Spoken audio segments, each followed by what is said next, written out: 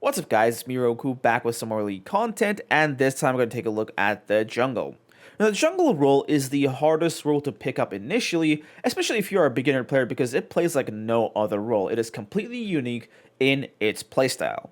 If we look at the gameplay of junglers across basically all ranks, you'll find that while they're good at some things, they're horrible at other things that are like fundamentals. For example, a jungle player who is really good at getting his lanes ahead, but is horrible at pathing and just keeping up in farm with his opposing jungler, so he ends up being levels and levels behind every single game. Regardless of whether you're inexperienced and never have touched the jungle role, a person who has touched the jungle role and just needs a direction to improve in, or a hardened veteran that has played hundreds and hundreds of jungle matches, this video is going to have some advice that will help you out no matter who you are. Before we get into the other advice, we must first have a ground up understanding of the jungle role, especially in relation to the other roles in the game. You're not really tied to a lane, a champion, or any set position on the map. You can be anywhere and everywhere. This is both a good thing and a bad thing because you are your team's primary carry. You're the team's primary playmaker. You're the guy who makes things happen because you can be anywhere. You can set up disadvantageous fights for the enemy, get kills, and set up ganks. The jungle role is not about killing Gromp and Krugs or maybe even the dragon every once in a while. It is about thinking about the game and thinking about the opportunities you have to make plays, to get lanes ahead, to get yourself ahead, and carry the game. You cannot autopilot as a jungler. This is not a lane where you're just going to farm CS and fight one guy. You're fighting the entire enemy team. So as a jungler, your eyes should be on the map non-stop. You gotta look at the lanes, you gotta look at all the vision you have set up on the map, and collect information to help you plan your plays. Let's say that you put a deep ward on the enemy blue buff, and the enemy jungler walked into it. This means that they're not bot side, allowing you to go bot lane to maybe invade whatever camps they have, or even go for a dive or a gank freely, knowing that the enemy jungler is nowhere near you to intercept you. Jungle is fundamentally a thinking role, not a mechanical one, but a one that requires your brain to be active at all times. So you should try your best to avoid things that stop you from thinking clearly, like tilt, or even distractions like a video on your second monitor or whatever. The second you stop thinking as a jungler is also the moment where you stop making intelligent plays, and God forbid if your opposing jungler is thinking, then you're basically leading to them being able to completely ruin your game. So focus up, and let's get into the other tips. The next tip is to memorize the basics. At what second certain jungle camps spawn, how long they take to respawn after you kill them, which camps take the most time to kill, which camps give the most golden XP, and what each camp does. You have no idea how many people don't even know basic things like, oh, their Gromp heals me, or the crab, once I smite it, I also take away the shield. These are a lot of basic things that you have to memorize, and this is especially pertinent for the jungle role, because every single season or so, Riot changes fundamental things about the jungle. In Season 11, Skull Crabs were the most important thing for a jungler, where if you got both crabs, you had such a massive lead on the enemy jungler that the crabs basically won you the game. But that's not really the case anymore. In Season 12, jungle crabs are a nice camp to take, but they're not nearly as important as they used to be. So as a jungler, you must make sure to understand all these things about camps and keep up to date with Riot when they change things about the jungle. Up next, understand your champions. Now, despite the fact that jungle is not really a mechanical role, you still have to know what your champions are capable of. Do not first time Lissandra jungle like in ranked or whatever. Try to understand the abilities of the champion you're playing and how much power they possess. Are they strong early? Can they take a lot of risky fights and just win out of sheer mechanical outplaying or just brute force? They need to farm up until a certain point or a certain level for a power spike like an Evelynn or a Fiddlesticks. Are they more of a supportive jungler? So you gotta be focusing on more so helping your lanes rather than trying to be as fed as possible.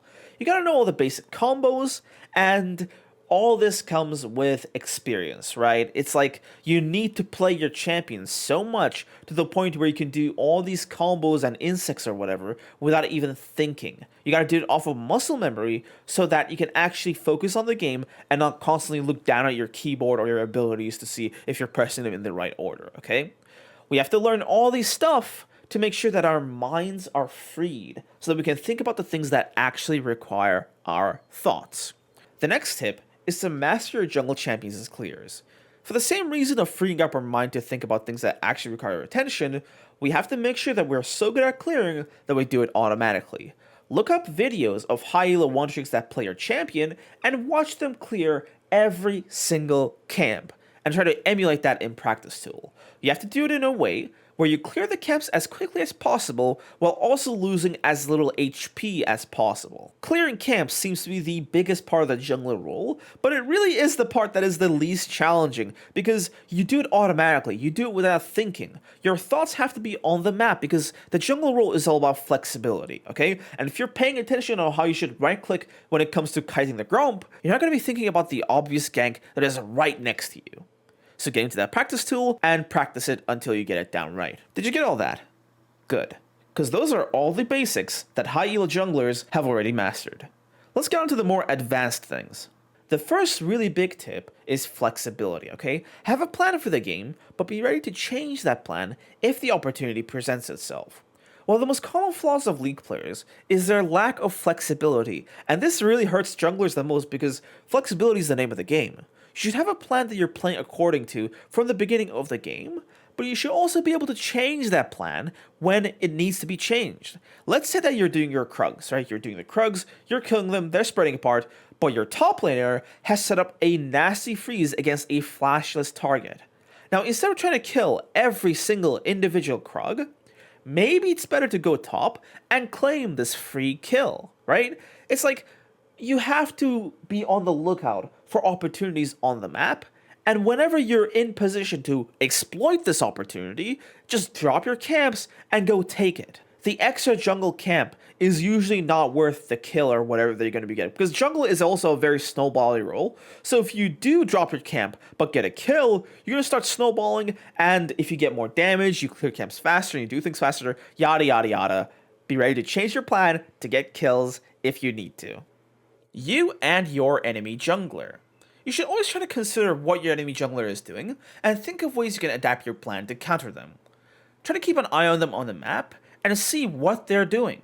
If the enemy jungler is ganking top, for instance, you can try to counter gank them to go for an easy double kill, or if the enemy top jungler are too fed already, you could go gank bot lane, because hey, the enemy jungler is not going to be bot side either, so go gank bot lane, kill them, and get free dragons.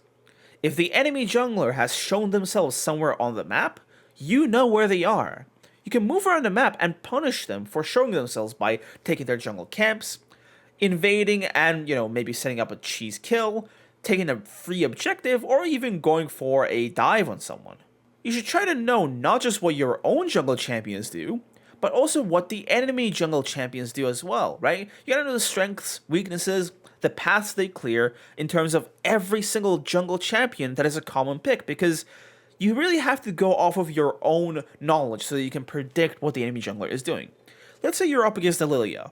Lilia has a ton of move speed, a ton of AoE damage, so she's going to be going for full clears, and she's going to clear with lightning speed and efficiency. She's one of the fastest clearers in the game, so you should try to expect this when fighting her. You can either go for a full clear and be more passive, or you can go for a risky 4-camp clear into a jungle fight, or even a gank, so you can get there faster, because she's going to clear everything super quick, so I got to go for the faster clear to match up with her. Or if you're up against a Phil or an Evelyn, they need to get that level 6, and until they do so, they're really vulnerable in their own jungle, so you can basically go for a nasty invade against them and kill them before they can even do anything on the map, setting them behind and setting you ahead for the rest of the game.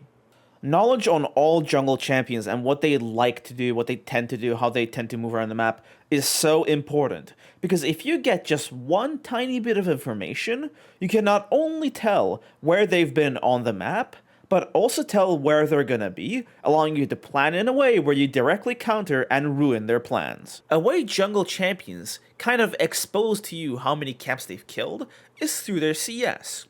If you look at the CS of a jungler, early on especially, it is always divisible by 4, because when you fully clear a camp, it counts as 4 CS. You can use this knowledge to intercept them or make plays where they're not. So let's say that a jungle champion has exposed themselves, and they have a CS of 16. That means that they've gone for a 4-camp clear, and the most common 4-camp clear is red, Raptors, Blue, and Gromp. Or the other way, Blue, Gromp, Raptors, Red, right? These 4 camps. So you know their wolves and their Krugs are up. You can either steal their Krugs or go for their wolves, or even try to go for a trap around their Krugs or something to kill them when they're trying to clear it, okay? Junglers have to clear in the same way over and over again, because if they don't do so, they're going to start falling behind in XP. So you can use this knowledge to really set up traps and nasty kills. An advice that I can give that is crucial but never talked about, for junglers especially, is to understand how lanes work. One of the main places on the map that you can get information through is lanes. It might seem like a bunch of champions and minions hitting each other, but there's an immense amount of information to be gathered from a mere screenshot of a lane. It might not seem like much, but understanding the mere basics of wave control and matchups can go a long way. Let's say you're on top side, right, and you're going for the crab, but your top laner is getting pushed into their turret. This means that they cannot really easily help you when it comes to fighting for the jungle crab, you know? The enemy top laner has priority, they have initiative, they can roam faster. So you're putting yourself in a disadvantageous position by going for the crab while your top laner is occupied with the wave. This can even happen when you're getting invaded. Let's say that you're on the blue side of the map, you're a Karthus, the enemy Riven with Ignite just shoved in a massive wave. She is now able to run into your jungle and very easily kill you, and even escape because of how mobile she is, without even suffering a penalty for doing so, depending on how much priority your mid laner has. Try to understand priority, or prio. What is lane prio?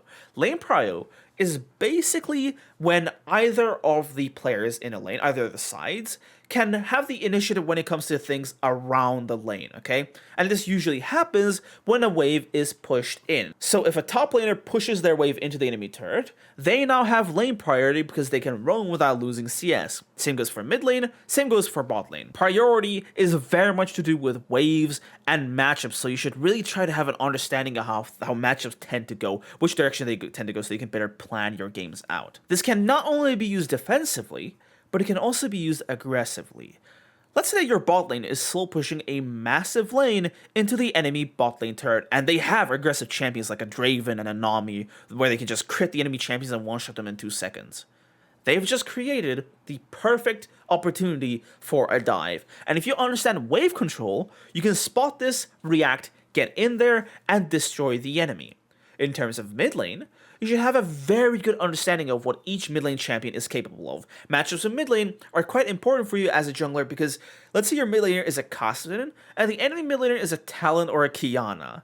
Like, if this is the case, then you really shouldn't be doing anything too aggressive if they're around, because no matter what happens, the enemy mid laner will show up and do far more than the allied mid laner. If you die in the river due to the enemy Talon jumping over a wall and killing you, you must understand that it's not your mid laner's fault. It's your fault for not understanding that the enemy mid laner had prio, and you were basically pushing your luck by going for that crab. This is one of the biggest tips I can give, because at very high ranks, the best junglers are also incredible laners. A great way to practice this is to basically level up an alternative account and play it for a solo lane, either mid lane or top lane, okay? You can also play ADC, but mid and top lane are a bit more important to understand for a jungler. Get on that account and play to a rank that is a few divisions below your current one. So if you're a gold 4 jungler, play this account to silver 3 or silver 2. If you're a diamond 2 jungler, then play the lane account to diamond 4.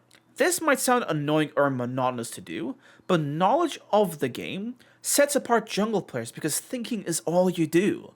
So if you can make sure to understand the basics of how laning works, you'll be able to mine information from lanes and use it to take over games before the enemy jungler even knows what's going on. Because of the necessity of this type of knowledge, you can basically expect any jungler worth their salt to at least have an idea of how lanes work. Never stop farming. Jungle camps, like champions, have a level, right? Level 1, level 2, level 3, and every time you kill a jungle camp and they respawn, they will come back with an increase in their level. A jungle camp of a higher level is worth more experience. Think of the logic like this. When a camp is alive, they stay at that level until they are killed. But when a camp is dead, they increase in level based on what the level of every single champion on the game is. So with this logic, it's easier to understand that if you let a camp stay alive for too long, you're basically falling behind in the XP and gold you're getting because that camp is not leveling up actively while it's dead. Don't just let a camp stay alive for like half the game unless you plan on never taking them, right? If you're pathing it in a way where you're never going to take Krugs for the whole game, then okay, but you have to make sure that you take every single other camp on respawn because you're going to start falling behind in XP if you don't. Do the camps and try to kill them as much as possible. This is why if we're invading, we leave a smaller creep behind, because if we leave that behind, the jungle camp will not spawn, okay? It will not respawn because it's not fully killed. So not only will it keep the same level for a while, it will also not level up because it's not fully dead. So you're basically doubly screwing over the enemy jungler because they can't get gold from that camp for the next few minutes. By leaving a creep alive, you're essentially locking a camp until someone comes and clears it and unlocks it. Alright, that is pretty much it for this video. Check out our champion guides on Darius and Jinx on the Astralis channel, but for now this is it. Goodbye.